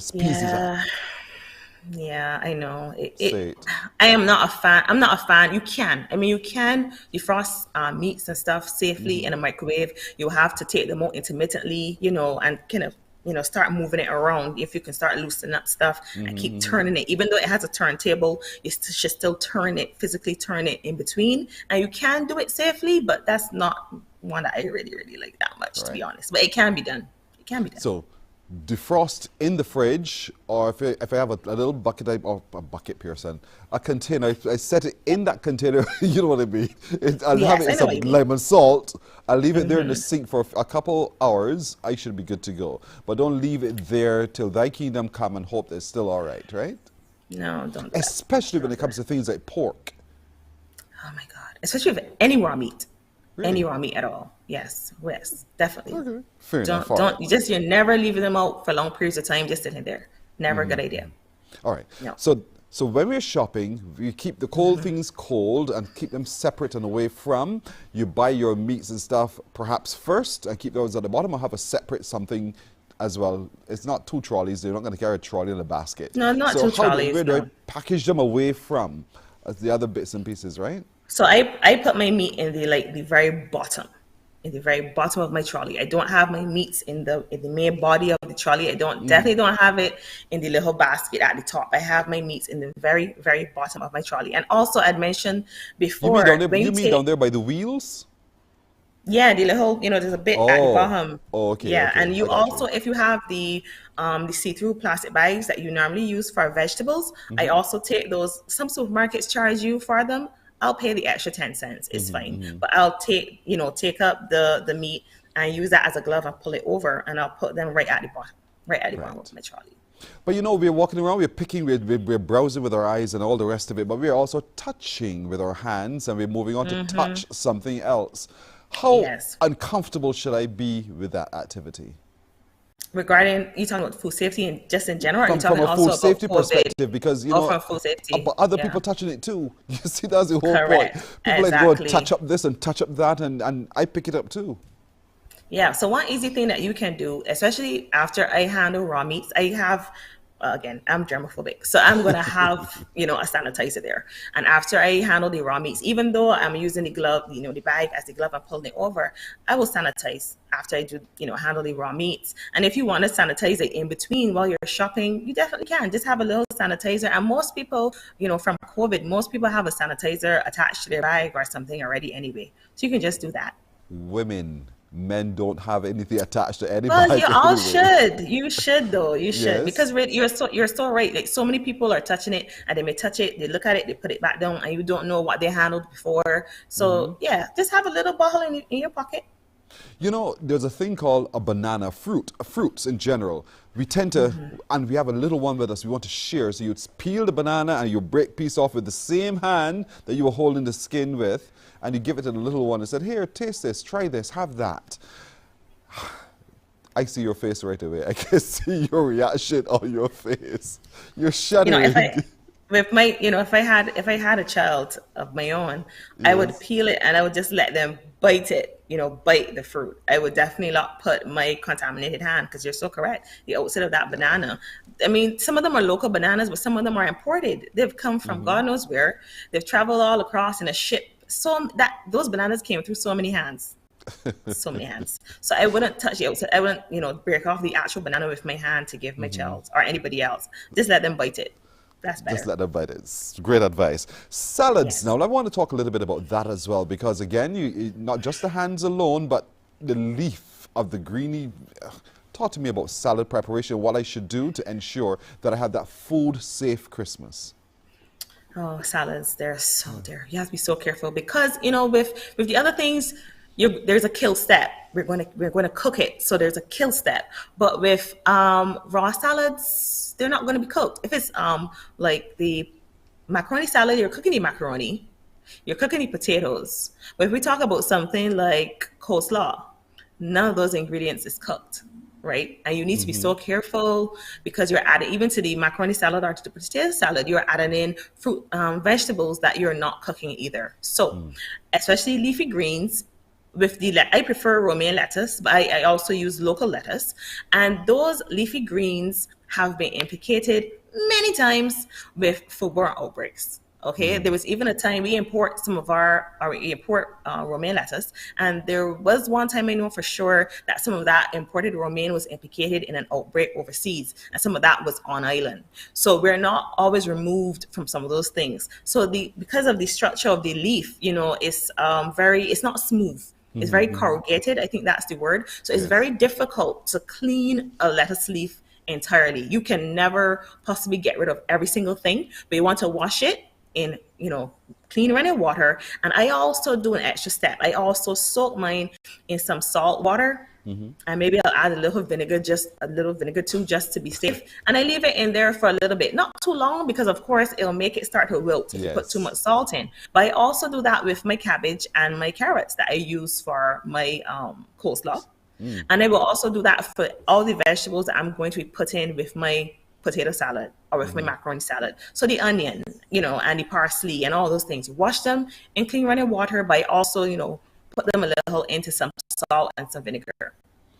Don't think it too much work having a No, it's not too much work. It's not too much work. It's as I said, it's just about management. You're trying to the risks are there. Some of them are very inherent. Some of them come from us, from manual handling, for example, or having things at unsafe temperatures. But it's just about managing those risks. You know what the risks are, and you try to manage them so that you can enjoy your meal and be safe after.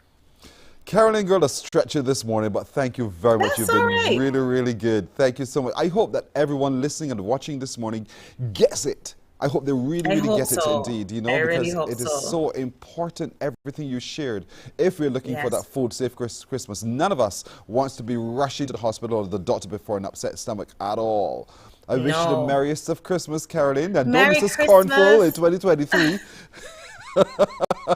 I'll try, but I can't promise. I'll try. Fair enough. She's a food Christmas technologist. And a prosperous and healthy 2023 to you. Likewise. Thank you very much indeed. Carolyn Pilgrim is her name, our food technologist, joining us this morning to give us some ways in which we can ensure you have a food-safe Christmas. We're coming back right after this.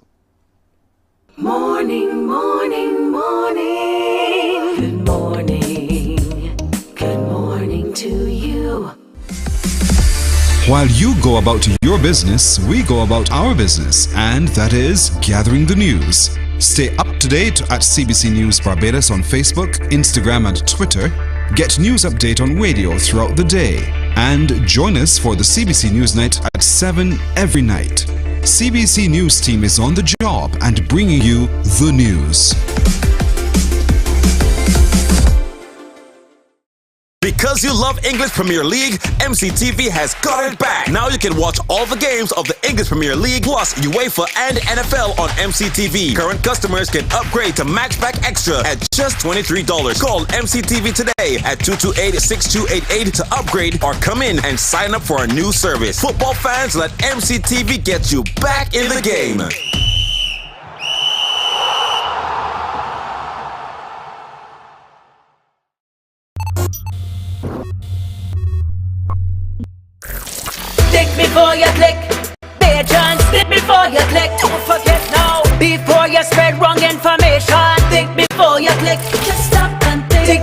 you click. Think before you click. If you can't confirm the source of the information, think before you click. When friends send news to your phone, check the source or leave it alone. Cause people creating fake news to deceive you and confuse. Alright now, accident broadcast on WhatsApp. Check yourself, don't forward that. Have respect for the victim's family. You would not share family like that. Think before you click. Agents, think before you click. Don't forget now. Before you spread wrong information, think before you click. Just stop and think before you click. Think before you click. If you can't confirm the source of the information, think before you click.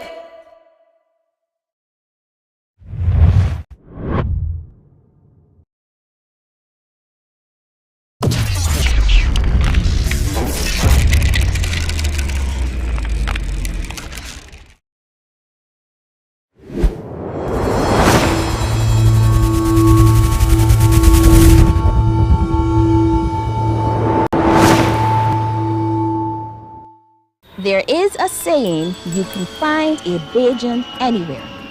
Are you a Bajan living abroad? Or do you know of one who has migrated to another country?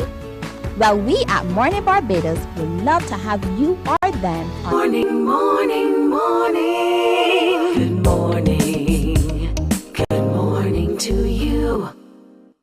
14 to 8 o'clock now as we turn our attention and get an update on the Cookology. Cookology it is indeed. Alicia Bristol, the brains and the brawn behind Cookology. Alicia, good morning to you. Hello, good morning, Barbados. We wish you Merry Christmas. Alicia, how has the year been for you? It has been fantastic, Pearson. Our program has had a great start. Young people are very receptive to our concept of introducing them, somewhat giving them a sneak peek into the culinary world by giving them exposure in a professional space. So it has been definitely an amazing year.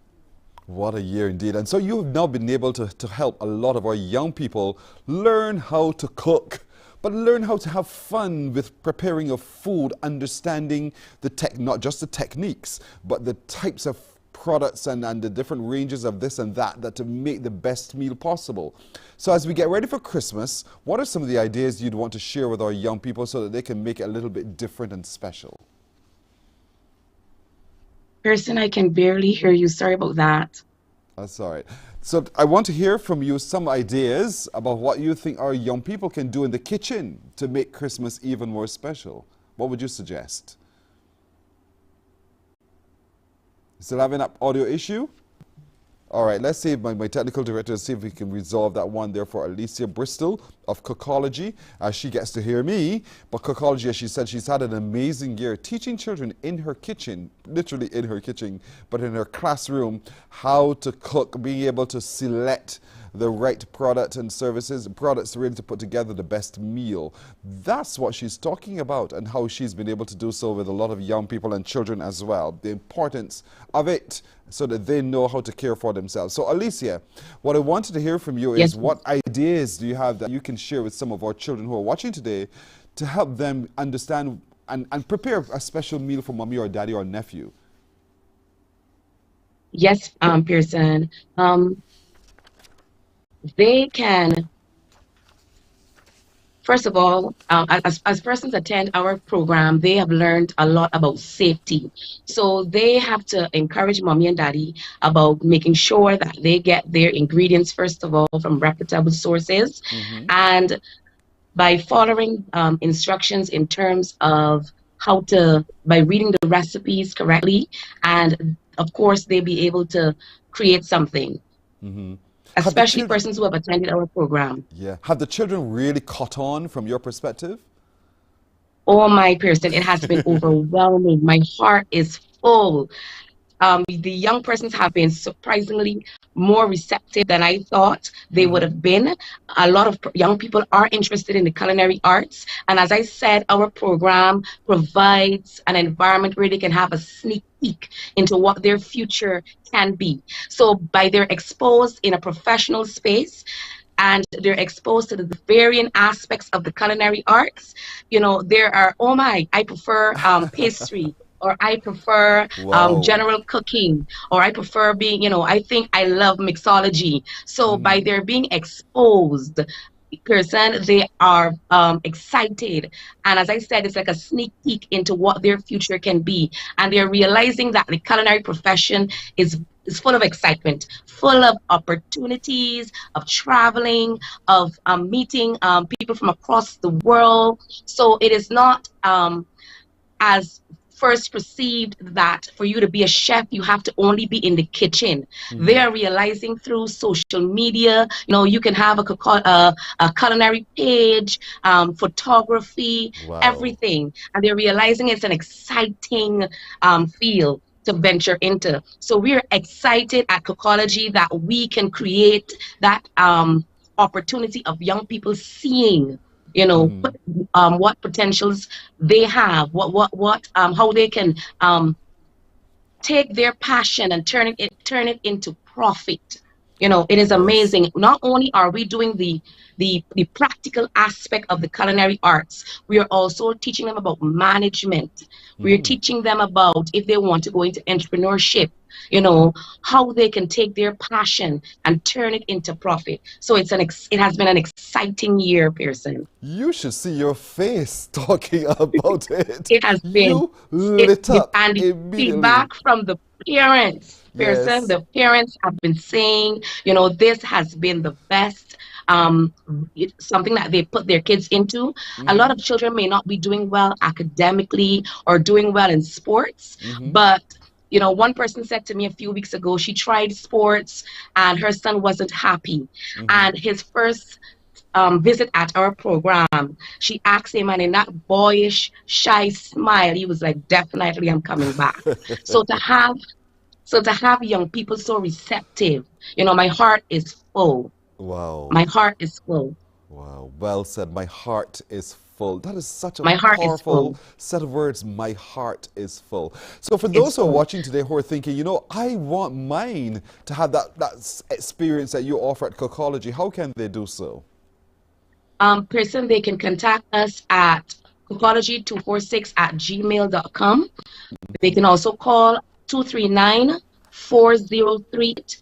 Or they can check us out on our IG page at Cookology246. Right. That number is 239-40... 239-4038. 38. And yes, of course, please. Cookology246 online as well. Listen, Alicia, I feel as if I wish I could revert in age, because I would want to be one of those children who comes into your classroom to be able to experience all of it and to learn afresh. Because you're not you're not just exposing them to the international cuisine, you're also exposing them to what's the local dishes, the Caribbean dishes. Definitely. They get to experience everything about the industry, and whether or not they want to go into the industry, they come away with a skill that they can present pleasurable dishes. Life skill, definitely. Because for the last few weeks, we had a taste of the Caribbean. So they had a taste of Jamaican ackee and saltfish.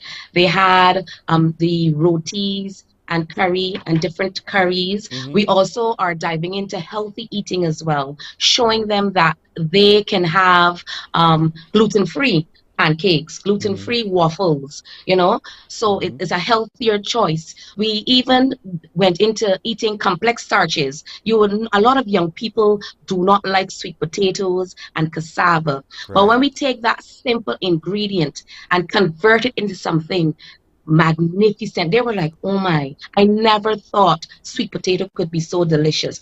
I never thought cassava could be converted from a simple ingredient into something beautiful. Giving them that enlightenment of also eating healthy, and it does not have to be bland. They're learning about building flavors, manipulating flavors. So it has been an amazing experience. Seeing young people so receptive. One young lady even said, I've seen pastries on, the internet or when you go to pastry shops, but I never thought that it was, so simple. It looks so intricate, but being in our space, we break things down and they're realizing, oh my, wow, it's just the know-how. Yes, yes, the know-how. And to know how, folks, you can Yes. give her a call, 239-4038, 239-4038 today, and get your child enrolled in the next course, Yes, indeed. please. Alicia Bristol, I thank you for coming through to meet with us this morning. I wish you the merriest of Christmas. I know you're going to be cooking up a storm, but don't cook so much that you don't Definitely. have fun. Have fun as well, okay? Have a great day. Thank you. Always. Always, Thank you, and a Merry always. Christmas to everyone, Likewise. Barbados. Thank you Thank so you. much. The work is called Cookology, the group. Of course, it's as simple as 239-4038. A break, and when we come back, we will be making the calls. Stay with us. Morning, morning, morning. Good morning. Good morning to you. There is a saying, you can find a Bajan anywhere. Are you a Bajan living abroad? Or do you know of one who has migrated to another country? Well, we at Mornin Barbados would love to have you or them on our Bajan Afar segment. Share your amazing stories, experiences, and how you have adapted to a new culture. Send us an email to morninbarbados@cbc.me. Morning, morning. Good morning. Good morning to you. All right, 4 minutes. Under the pressure of time now, 4 minutes for you to answer your phone call in. The dial tone is on. As others, they caution me, once the phone begins to ring, I am to shut up. So, my turn to tell you, stand by to answer your phone. Answer it correctly, you get a chance to win in our What You Gonna Give Me for Christmas competition. So, dial in the way, we go. Who we call, I don't know. So, let's see if we get it. Here it goes.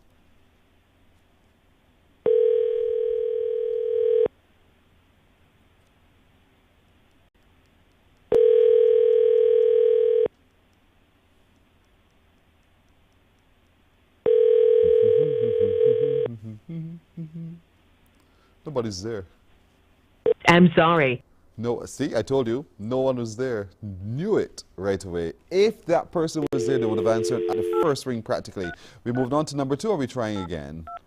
So let's see who we get on the phone. Remember, when it rings, answer your phone. We are just days away from Christmas Day. And because we're just minutes away from Christmas Day practically, we want to give this to you. So come on, answer your phone. Answer your phone.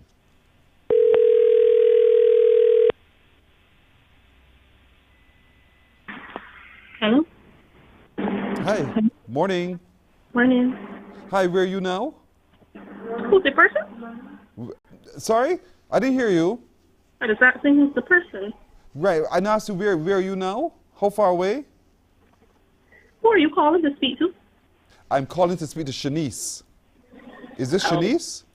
Yes, it is. And if this is Shanice, this is CBC calling you, Shanice. Oh, you're right to laugh, you're right to laugh, you're right to laugh, because you now know what you did wrong, right? I am at home. Good dear Shanice. We wish you a Merry Christmas nonetheless, all right? Okay. Thank you, have a good day. Thank you, have a good day indeed. All right, can we try for another one, please? Let's see, we gotta give. We are in the spirit of giving. We love to give. So let's see if we can give. Let's see if we can give to someone really something fantastic. Last Christmas, you remember that song by Wham? Yeah, do you guys know that song by Wham? I love it. Last Christmas it's called. And so this Christmas, we're giving What You Gonna Give Me for Christmas. That's what we want to hear. Let's see.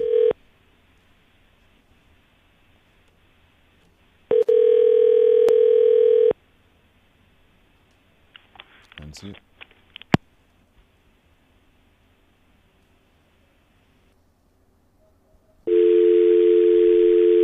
Someone just did that to us? What are we doing? We're dialing again? Okay, let's try it again. This number is... All right, that number is not possible. I guess we don't give someone today. But we want to thank you. We're going to try again? Talk to me. Okay, let's see.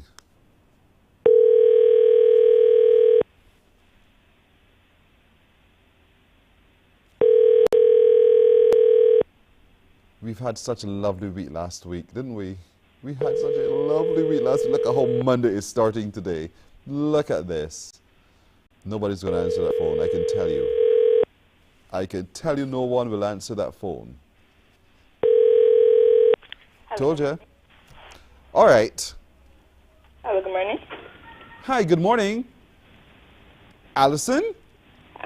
She's not home at the moment. Oh, dear. Where's Allison now? She's out. Oh, she's on her way to work or something? Yeah. Oh, dear. All right. Thank you very much. Have a good morning, okay? Who is speaking? Can I take a message? Yes, you can take a message. We're calling from the CBC. We'd like to wish you and yours a very Merry Christmas. Okay, thank you. You too. You're very welcome. All right. That's it for today, everybody. Thank you so much for keeping company with us. My producer today has been Nadia Foster. Alicia Asgrant is off on vacation. Alicia, enjoy your time away. And my technical director has been Rural Ford sound engineer Christopher Blenman. And at Master Control, Tamisha Green. I'm Pearson Bowen. For all of them, to each of you, we say thank you. We'll see you tomorrow. Wake up, wake up, wake up, wake up. Barbados, get up. Good morning.